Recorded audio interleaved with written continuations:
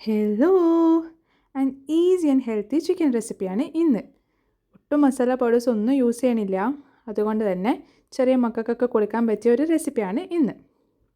ചിക്കൻ്റെക്ക് ഞങ്ങൾക്ക് ഒരു mixer add ചെയ്യാം. അതിനായിട്ട് തേങ്ങ, വെളുത്തുള്ളി, ഇഞ്ചി, പച്ചമുളക്, മല്ലിയില, കുറച്ച് തൈര് യൂസ് ചെയ്തിട്ട് നന്നായിട്ട് അരക്കാം, പേസ്റ്റായിട്ട് അരക്കാം. ആ ഒരു മിക്സർ ഞങ്ങൾക്ക് ചിക്കനിലേക്ക് ആഡ് ചെയ്യാം.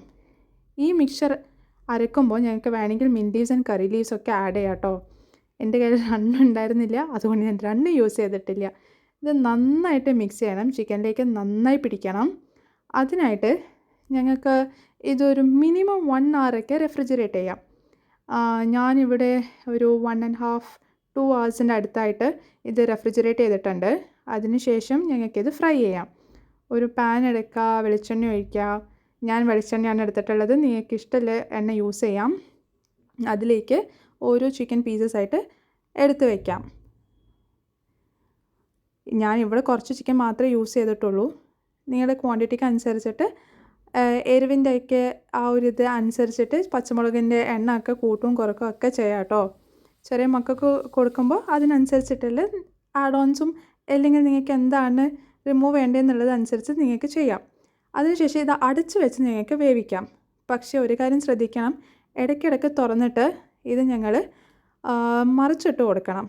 ലൈക്ക് ഒരു സൈഡ് നിങ്ങൾക്കൊന്ന് വെന്തു എന്ന് കാണുമ്പോൾ ഞങ്ങളിതാ നെക്സ്റ്റ് സൈഡിലേക്ക് മറിച്ചിടണം.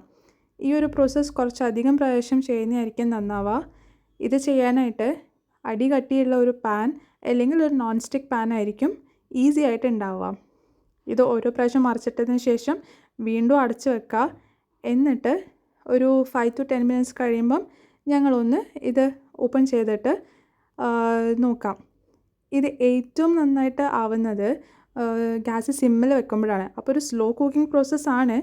അപ്പോൾ നിങ്ങൾ സിമ്മിൽ വെച്ചിട്ട് അടച്ചു വെക്കുക. എന്നിട്ട് ഒരു 5 to 10 minutes കഴിയുമ്പോൾ വീണ്ടും തുറക്കുക, എന്നിട്ടൊന്ന് മറിച്ചിടാം. അപ്പം ഇതിൻ്റെ ഒരു വെള്ളത്തിൻ്റെ അളവ് നിങ്ങൾക്ക് മനസ്സിലാവുന്നുണ്ടല്ലോ. ഈ വെള്ളം എന്നുള്ളത് ചിക്കൻ തന്നെ ഇറങ്ങി വരുന്ന വെള്ളമാണ്. ഇതിന് അഡീഷണലായിട്ട് ഞങ്ങൾ വെള്ളമൊന്നും യൂസ് ചെയ്യുന്നില്ല. അപ്പോൾ ഈ ഒരു സ്ലോ കുക്കിംഗ് പ്രോസസ്സ് ഫോളോ ചെയ്താൽ ഒരു ഈസി എന്ന് പറയുന്നില്ല, ഒരു നല്ലൊരു ചിക്കൻ ഫ്രൈ റെസിപ്പി ഹെൽത്തി ആയിട്ടുള്ളത്. ഇപ്പോൾ നിങ്ങൾ ഡയറ്റൊക്കെ ഫോളോ ചെയ്യുന്നുണ്ടെങ്കിൽ നിങ്ങൾക്ക് ഡീപ്പ് ഫ്രൈ ഒന്നും കഴിക്കാൻ പറ്റുന്നുണ്ടാവില്ല. പക്ഷേ ചിക്കൻ ഫ്രൈ എല്ലാവർക്കും ഇഷ്ടമാവുന്നത് കൊണ്ട് ഈ ഒരു ഫ്രൈ റെസിപ്പി ട്രൈ ചെയ്യുന്നതാണ്. ഈ ഒരു പരിവാകുമ്പോൾ ജസ്റ്റ് എല്ലാ വെള്ളമൊക്കെ ഒന്ന് പോയി കുറച്ചൊന്ന് ഫ്രൈ ചെയ്താകുമ്പോഴേക്കും ഞങ്ങൾക്ക് ഗ്യാസ് കുറച്ച് ഹൈ ഫ്ലെയിമിൽ വെച്ചിട്ട് കുറച്ച് അധികം നന്നായിട്ടൊന്ന് വേഗം മറിച്ചിട്ട് കൊടുക്കാം. അപ്പോൾ നിങ്ങൾക്കിത് കാണാം, ഇതിങ്ങനെ നല്ല റോസ്റ്റായി ഒരു ഫ്രൈ ആയിട്ട് ഇങ്ങനെ വരുന്നുണ്ട്. ഈ സമയത്ത് ഗ്യാസ് ഫ്ലെയിം നിങ്ങൾ എന്തായാലും മറക്കാണ്ട് കുറച്ച് ഹൈ ആയിട്ട് വെക്കണം കേട്ടോ. ഇപ്പോൾ കണ്ടോ, ഈ ഒരു കാണുന്നില്ലേ, അതാണ് ഇതിൻ്റെ ഒരു ഫൈനൽ സ്റ്റേജ് എന്ന് പറയുന്നത്. ഈ ഒരു സ്റ്റേജിലാകുമ്പോഴേക്കും നിങ്ങൾക്ക് തീ ഓഫ് ചെയ്യാം.